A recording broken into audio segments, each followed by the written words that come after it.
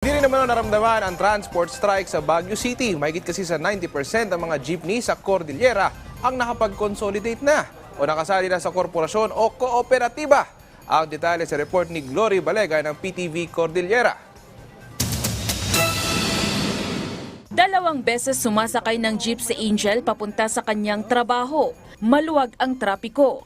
Bukod sa walang pasok sa mga pampublikong paaralan, hindi naapektuhan ang Baguio sa kabila ng nationwide transport strike ng ilang grupo. Buti na lang hindi nakikisama ang mga PUJ drivers dito sa Baguio City, kaya laking pasasalamat ko at nakakasakay ako agad ng jeep kasi hindi pahirapan ang transportasyon papunta sa aking trabaho, lalo na at dalawang sakayan ako.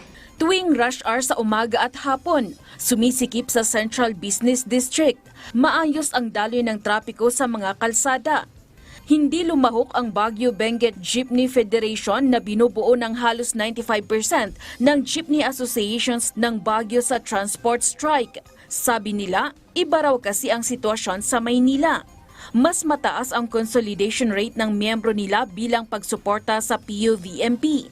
Sabi naman ng League of Transportation and Operators of the Philippines Cordillera and Region 1, hindi raw nila maisasakripisyo ang serbisyo sa publiko. Dahilan po sa hindi po ang liga ay hindi po naniniwala na masusolusyonan sa kalsada yung problema, kundi dialogo. Kawawa yung mga mananakay natin.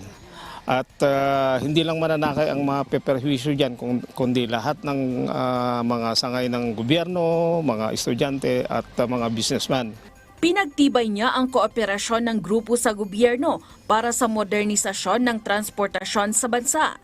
Bukas din silang makipag-ugnayan sa pamahalaan para maayos ang mga problema sa PUVMP. Sana ang ating gobyerno ay pakinggan yung mga hinaing namin. Hindi kami pupunta sa kalsada, kundi yung sana may dialogo na isali nila tayo dito na taga-probinsya. Jay local government tayo, iti Baguio, kan probinsya iti Benguet, kat kita anda tumulong na kanyami nga transport. Tapno, kita anda jay na pintas, jay quality na, jay affordable, kan jay suitable. Iti ayan tayo nga bandak.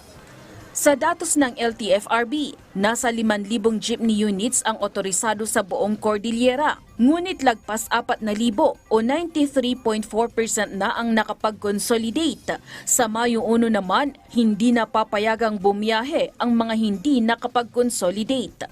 Glory Balegan para sa Pambansang TV sa Bagong Pilipinas.